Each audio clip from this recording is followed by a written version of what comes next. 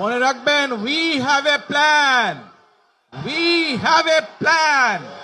BNP chairman Tarique Rahman একটি সমাবেশে বক্তব্য শেষে ফিরে এসে আবার মাইক হাতে এই বাক্যটি বলেন। বিরোধী দলের নেতাকর্মীদের মধ্যে এই বাক্যটি অনেক সাড়া ফেলেছিল। সবার মধ্যেই একটি প্রশ্ন, উই হ্যাভ এ প্ল্যান কথাটি দিয়ে কোন প্ল্যানের কথা বোঝানো হয়েছে? বেসরকারিভাবে নির্বাচনের ফল ঘোষণার পর থেকেই দেশের বিভিন্ন জায়গায় অগণতান্ত্রিক ও সহিংস আচরণ পরিলক্ষিত হচ্ছে। শুক্রবার বিকাল থেকে হারাগাছে বিএনপির সন্ত্রাসীরা মাইকে ঘোষণা দিয়ে এনসিপির নেতাকর্মীদের ধরে ধরে আক্রমণ করছে, মারধর করে রক্তাক্ত করছে।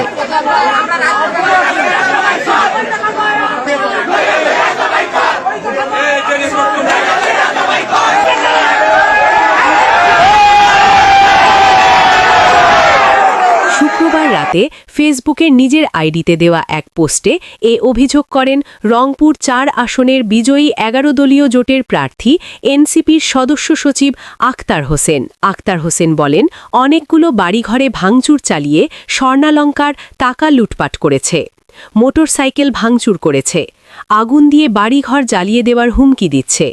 ক্ষমতায় আসতে না আসতেই বিএনপি হারাগাছে সন্ত্রাস শুরু করেছে। এদিকে পঞ্চগড় ১ আসনে ১১ দলীয় জোটের পরাজিত প্রার্থী এনসিপির সার্জিস আলম ফেসবুক পোস্টে অভিযোগ করেন। তিনি বলেন, এখন পর্যন্ত পঞ্চগড় ১ আসনে প্রায় ৩০+ জায়গায় বিএনপির নেতাকর্মীরা আমাদের নেতাকর্মীদের উপর তাদের বাড়িঘরে, ব্যবসা প্রতিষ্ঠানে হামলা করেছে, হুমকি দিয়েছে, অনেকে পালিয়ে আছে।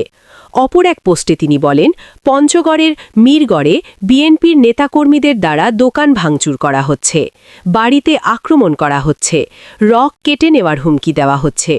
বিএনপির দিকে প্রশ্ন ছেড়ে দিয়ে তিনি বলেন, বিএনপির প্ল্যান কি?